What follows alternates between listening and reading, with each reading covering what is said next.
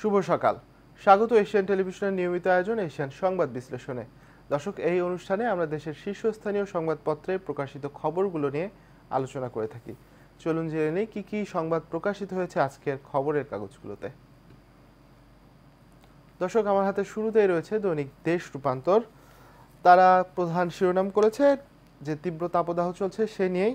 ঢাকার গরম কোথায় কেমন, এই নিয়ে তারা শিরোনাম করেছে।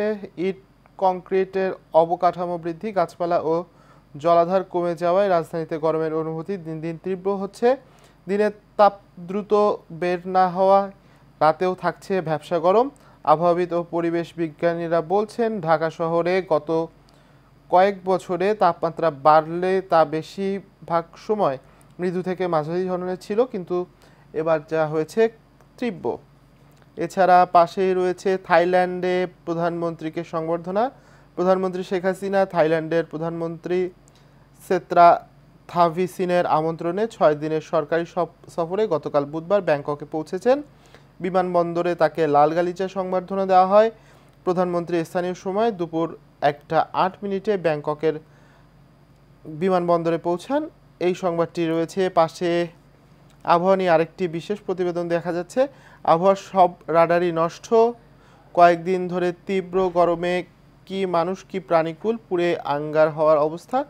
তাপপ্রবাহে প্রাণহানির সংখ্যাও বাড়ছে, কিন্তু আবহাওয়া কেমন হবে, কোন সময় বৃষ্টি হবে, কোন সময় জনজীবন স্বাভাবিক হবে, আগাম বার্তা দিয়ে রাখা আবহাওয়া অধিদপ্তর। কিন্তু যে রাডারের মাধ্যমে এই বার্তাগুলো দেওয়া হয় সেই রাডারের গুলো সমস্যা নষ্ট, সেই সংবাদ উঠে এসেছে। এরপরে রয়েছে কক্সবাজারে রোহিঙ্গা ভোটার কত জানতে চায় হাইকোর্ট। কক্সবাজারে কতজন রোহিঙ্গাকে ভোটার করা হয়েছে সে তথ্য জানতে চেয়েছে উচ্চ আদালত। একই সঙ্গে তদন্তের মাধ্যমে প্রমাণিত ৩৫ জন রোহিঙ্গাকে ভোটার তালিকা থেকে বাদ দিতে নির্দেশ দিয়েছেন হাইকোর্ট। এই সংবাদ রয়েছে। এছাড়াও উপজেলা নির্বাচন নিয়েও সংবাদ রয়েছে। ভোট বর্জনের প্রচারে নামছে বিএনপি। প্রার্থিতা প্রত্যাহার না করায় ৬৪ নেতাকে শোকজ। সারা দেশে গণসংযোগ ও লিফলেট বিতরণের প্রস্তুতি। এছাড়া সাজেকে ট্রাক খাদে পড়ে ৬ শ্রমিক নিহত। গতকাল রাঙ্গামাটির সাজেকে এই দুর্ঘটনা ঘটেছে। এই দুর্ঘটনায় ৬ জনের নিহতের খবর পাওয়া গেছে, যদিও সংখ্যাটি এখন আরও বেড়ে ৯ জনে পরিণত হয়েছে। পশ্চিমবঙ্গে অমিত শাহ ভারতের নাগরিকত্ব পাবে বাংলাদেশের নির্যাতিত সংখ্যালঘুরা, এই একটি সংবাদ রয়েছে।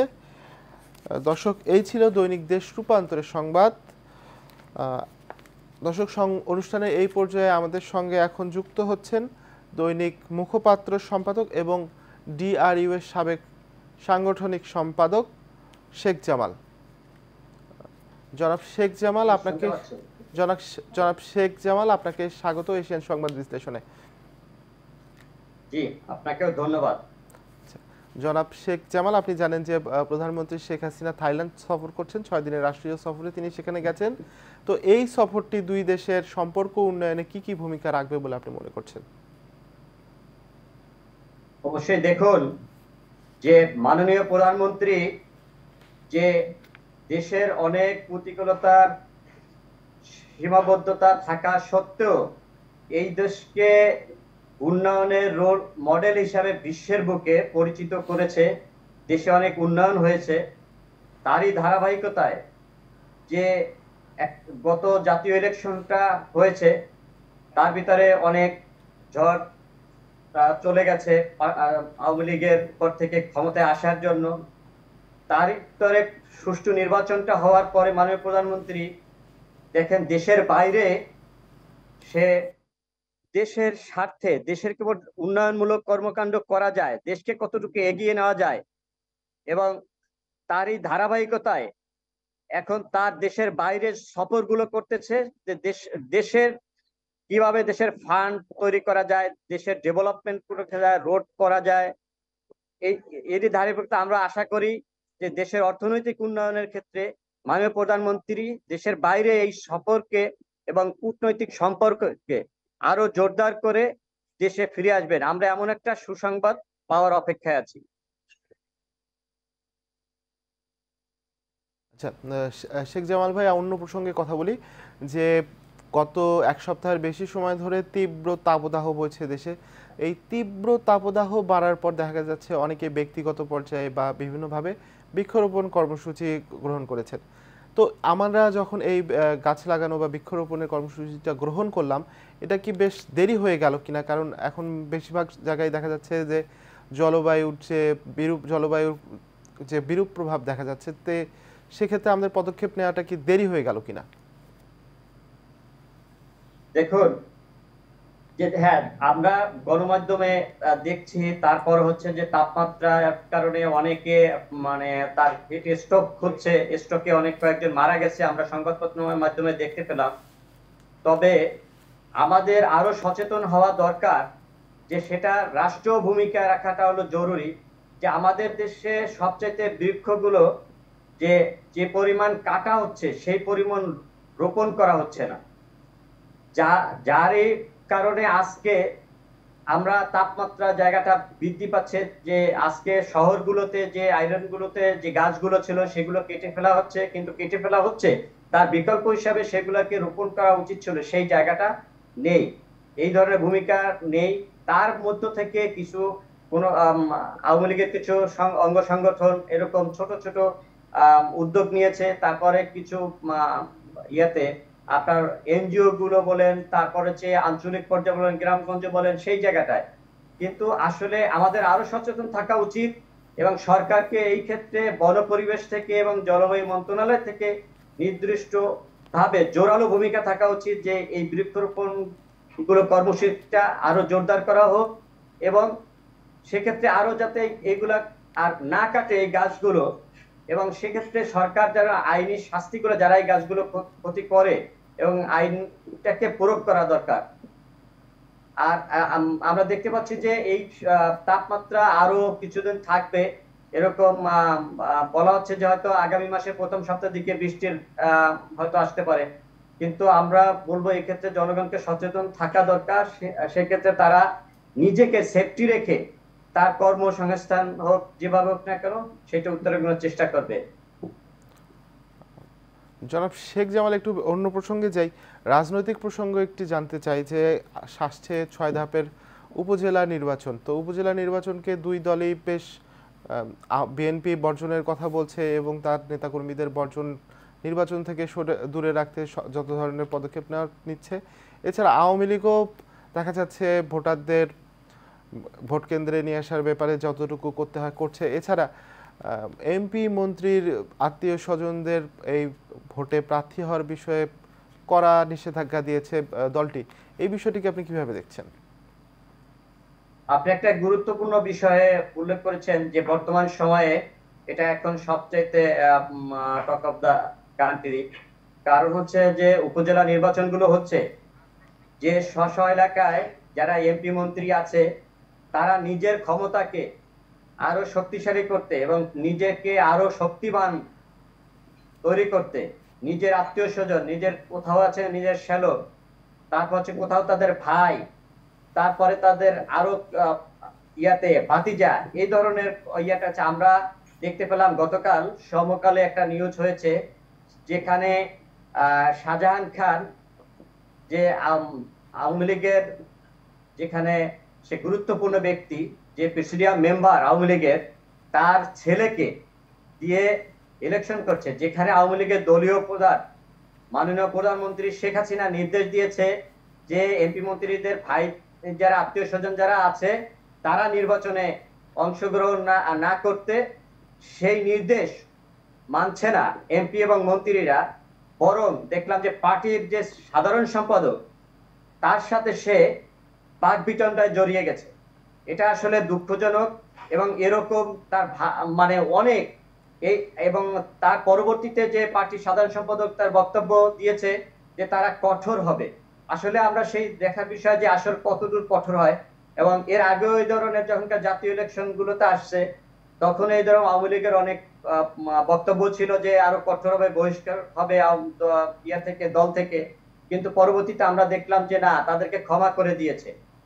এবারে তাদেরকে ক্ষমার দৃষ্টিতে দেখবে না, কঠোর শাস্তিমূলক ব্যবস্থা নেবে। আর যদি সেটা নীতি হয় তাহলে পরে নিয়ে তো আর মানে লাভ হবে না তার পার্টির জন্য। সেটা নিলে তার অ্যাকশন আগে তার ইয়াতে বাস্তবে তার রূপ দিতে হবে।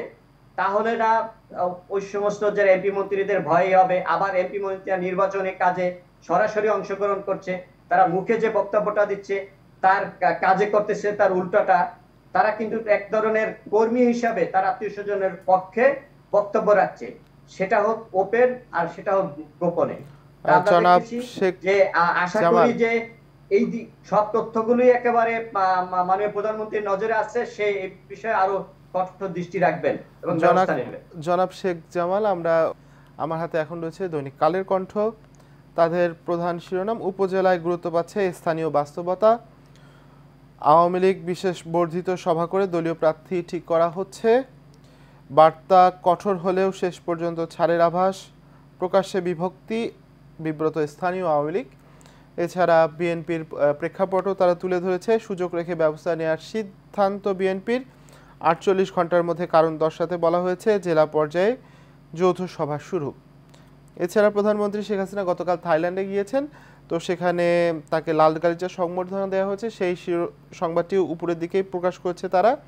নতুন শিক্ষাক্রমের মূল্যায়ন নিয়ে তারা একটি সংবাদ প্রকাশ করেছে।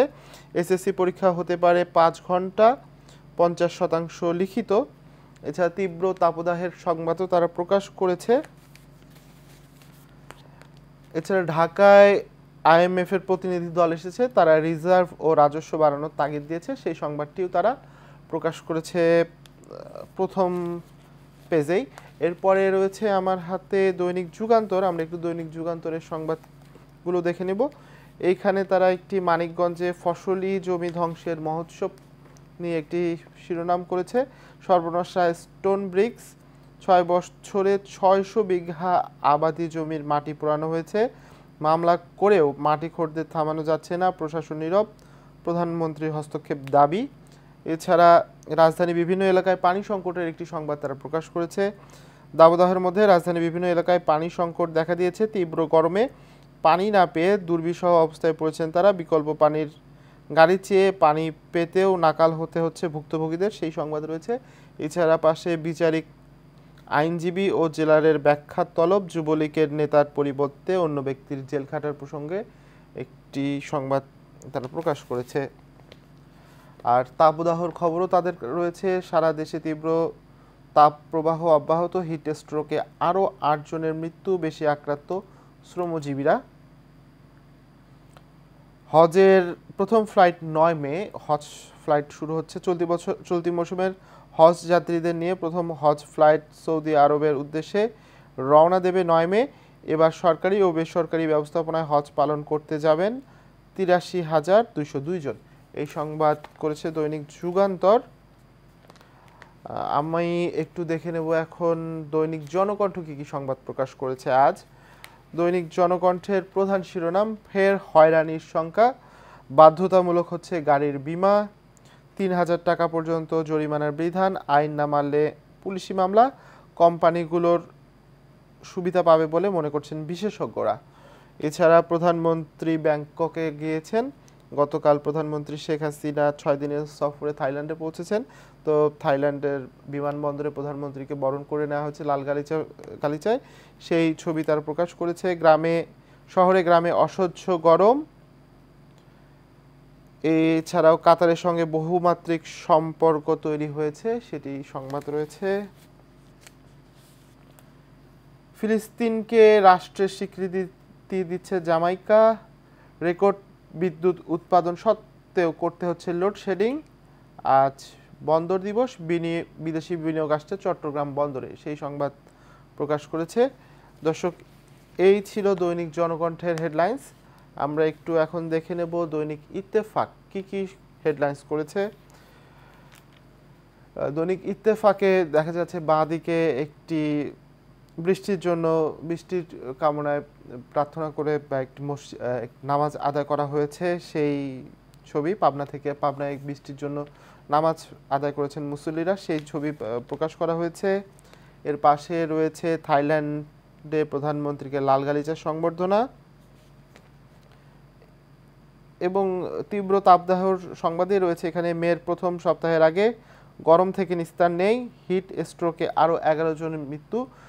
এর আগে আমরা দেখেছিলাম যে একটি পত্রিকায় 8 জনের মৃত্যুর কথা বলা হয়েছিল, কিন্তু দৈনিক ইত্তেফাক সেখানে বলছে 11 জনের মৃত্যু। এছাড়া মন্ত্রী এমপিদের স্বজনরা প্রার্থিতা প্রত্যাহার না করলে ব্যবস্থা, ওবায়দুল কাদের। উপজেলা নির্বাচনে আওয়ামী লীগের এমপি মন্ত্রীদের স্বজনদের প্রার্থী হতে যে নিষেধাজ্ঞা নিষেধ করা হয়েছিল সেটি আবার ব্যক্ত করেছেন দলের সাধারণ সম্পাদক ওবায়দুল কাদের।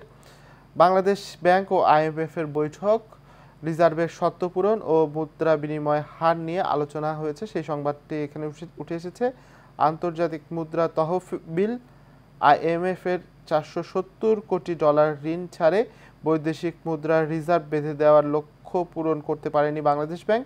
এমন পরিস্থিতিতে ঋণের শর্তগুলো নিয়ে গতকাল বুধবার বাংলাদেশ ব্যাংকের সঙ্গে বৈঠক করেছে ঢাকায় সফররত IMF প্রতিনিধি দল। যদিও বৈঠকের বিষয়ে বাংলাদেশ ব্যাংক আনুষ্ঠানিকভাবে ব্রিফ করেনি। তাপপ্রবাহে উচ্চ ঝুঁকিতে শিশুরা, ইউনিসেফের বিবৃতি। এই ছিল দৈনিক ইত্তেফাকের সংবাদ। আমরা একটু এখন দেখে নেব দৈনিক বাংলাদেশ প্রতিদিন কি কি সংবাদ প্রকাশ করেছে। শিক্ষা খাতে দুর্নীতির পাহাড়, দ্বিতীয় দফায় ভোটকাল, ভারতে জনমত জরিপ বিজেপির দিকে, থাইল্যান্ডের প্রধানমন্ত্রীকে লালগালিচার সংবর্ধনা, খালেদা জিয়ার গ্যাটকো মামলার শুনানি 25 জুন, সাজেকে ট্রাক খাতে নিহত 9। এই ছিল দৈনিক বাংলাদেশ প্রতিদিনের সংবাদ।